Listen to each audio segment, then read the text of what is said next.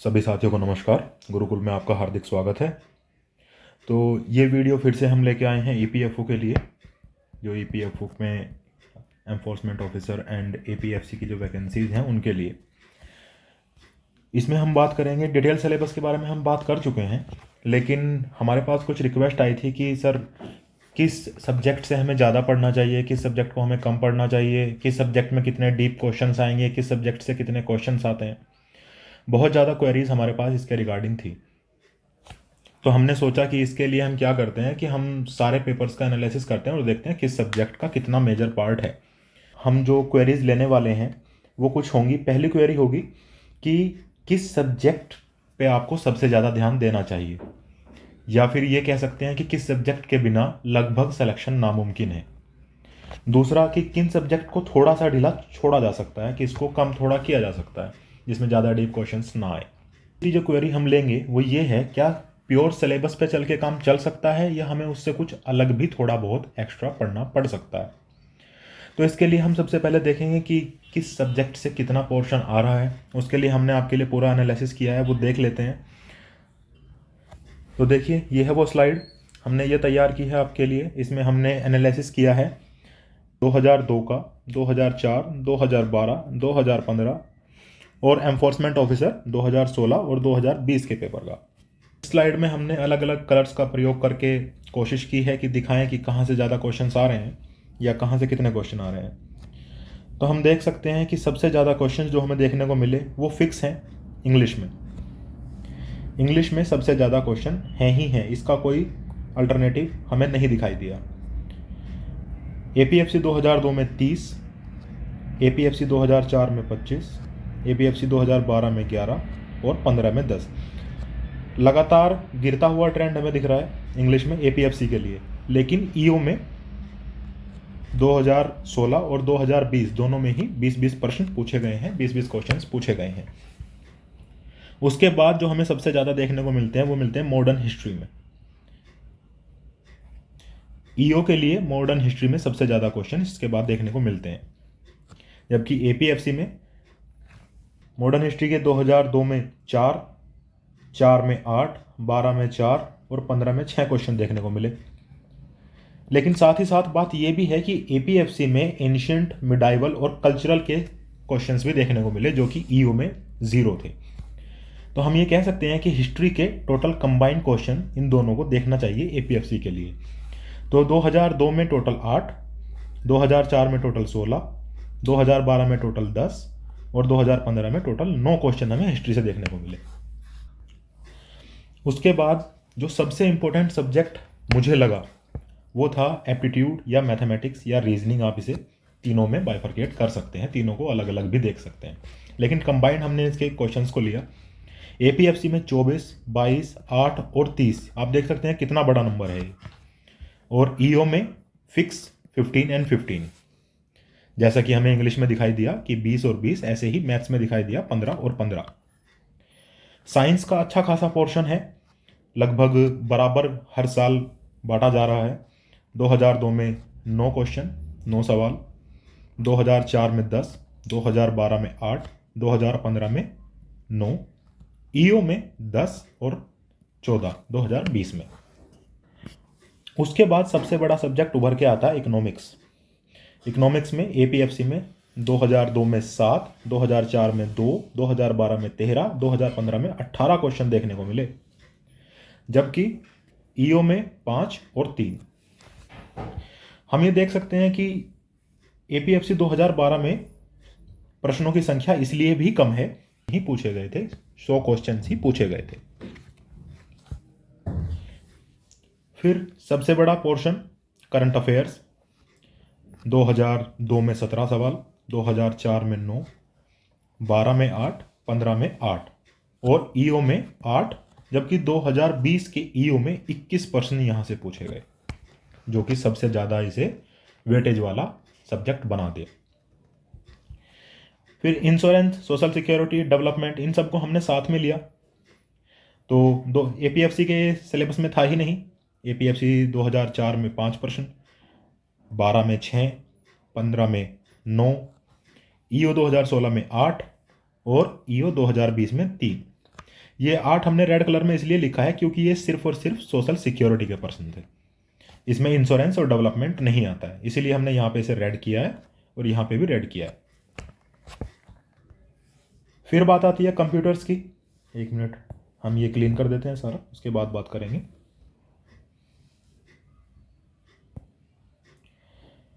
फिर बात आती है कंप्यूटर्स की। तो कंप्यूटर में हम देख सकते हैं APFC 2002 में 1, 4 में 0, 12 में 6, 15 में 9, EO 2016 में 5 और EO 2020 में 10% दिखाई दिए। पहले इसलिए भी कम दिखाई दिए क्योंकि पहले कंप्यूटर का प्रयोग इतना ज़्यादा नहीं था। जैसे जैसे समय के साथ कंप्यूटर का प्रयोग बढ़ रहा है, सवालों की संख्या लगातार बढ़ती जा रही है। अब ये तो बात हो गई सारे के सारे जो दिए गए हैं सिलेबस में उन सब्जेक्ट्स की। लेकिन अगर हम बात करें एक ऐसा सब्जेक्ट जो स्पेसिफिकली मेंशन नहीं किया गया है आपके सिलेबस में, लेकिन वहां से हमें प्रश्न देखने को मिले, वो है ज्योग्राफी। ज्योग्राफी के प्रश्न हमें देखने को मिले पेपर में, लेकिन स्पेसिफिकली सब्जेक्ट मेंशन नहीं किया गया है आपके सिलेबस में। इसकी जगह पर डेवलपमेंट और पॉपुलेशन दिया गया है, तो वो इसके सब टॉपिक्स हो जाते हैं। लेकिन इन्होंने डायरेक्ट ज्योग्राफी से भी प्रश्न पूछ रखे हैं। जैसे कि मैं आपको एक बताऊं, एक पूछा गया है कि रेड सॉइल की प्रॉपर्टीज क्या हैं, एक पूछा गया है कि कौन सा वन्य जीव अभ्यारण्य कहाँ कहाँ है। तो ज्योग्राफी के फैक्चुअल क्वेश्चंस या कॉन्सेप्चुअल क्वेश्चंस भी पूछे गए हैं। ईओ में नहीं पूछे गए हैं, केवल और केवल APFC में पूछे गए हैं। 2002 में ज्योग्राफी से 11, 2004 में ज्योग्राफी से 16, 2012 में ज्योग्राफी से 5 और 2015 में ज्योग्राफी से 4 प्रश्न पूछे गए। जब हम अकाउंटिंग की बात करते हैं एज ए सब्जेक्ट, तो APFC में हमें बहुत ज़्यादा रोल अकाउंटिंग का देखने को नहीं मिला, जबकि EO में हमें इसका बहुत अच्छा खासा रोल देखने को मिला कि 2016 में 12 प्रश्न और 2020 में 9 प्रश्न अकाउंटिंग से पूछे गए हैं। फिर बात करते हैं पॉलिटी की। तो पॉलिटी में पूछे गए हैं APFC 2002 में 6, 2004 में 10, 2012 में 14, 2015 में 8 और EO में 2016 में 7, 2020 में 4। अच्छा खासा पोर्शन लिया है, लेकिन इजी सवाल हमें देखने को मिले। बहुत ज़्यादा मुश्किल वो प्रश्न नहीं थे जो पूछे गए हैं। आप कह सकते हैं कि ज़्यादातर वन लाइनर ही पूछे गए हैं, डीप स्टेटमेंट वाइज क्वेश्चंस नहीं पूछे गए। पॉलिटी एंड गवर्नेंस, और गवर्नेंस का जो भाग है वो सिर्फ APFC में है, जबकि EO में नहीं है, इसीलिए यहां पे आपको प्रश्न ज्यादा देखने को मिल रहे हैं। कुछ सवालों की ऐसी कैटेगरी जिन्हें हम इधर उधर नहीं बांट पाए, मिसलेनियस में रखते हुए हमने 5, 5 और 2 प्रश्न ये हम नहीं रख पाए कि हमें किस सब्जेक्ट में रखने चाहिए, क्योंकि ये ऐसे थे या तो ये किसी सब्जेक्ट में नहीं आ रहे थे, या स्टैटिक जीके थी, या फिर ये ऐसे थे कि जो एक से ज़्यादा सब्जेक्ट में आ रहे थे, इसलिए हमने इन्हें मिसलेनियस में रखना पसंद किया। तो सारे सवालों को देखते हुए हम देख सकते हैं कि APFC 2002 में 120, 2004 में भी 120, 2015 में भी 120 और EO में भी दोनों वर्षों में 120 प्रश्न पूछे गए। केवल APFC 2012 में 100 प्रश्न पूछे गए। तो इस पूरे एनालिसिस को देखते हुए हमें इतना तो समझ में आ गया है कि कुछ सब्जेक्ट ऐसे हैं जिनका वेटेज बहुत ज़्यादा आ रहा है। जैसे कि अगर हम ऊपर से शुरुआत करें तो APFC के लिए देखते हैं पहले, तो APFC के लिए पॉलिटी बहुत ज़्यादा इंपॉर्टेंट हो जा रही है। दोनों हिस्ट्री को अगर मिलाया जाए, economics, science, maths, current affairs and English. लेकिन जब बात हम EO के लिए यानी कि एनफोर्समेंट ऑफिसर के लिए करते हैं तो सब्जेक्ट थोड़े से चेंज होकर के मॉडर्न हिस्ट्री बहुत ज़्यादा इंपॉर्टेंट हो जाती है।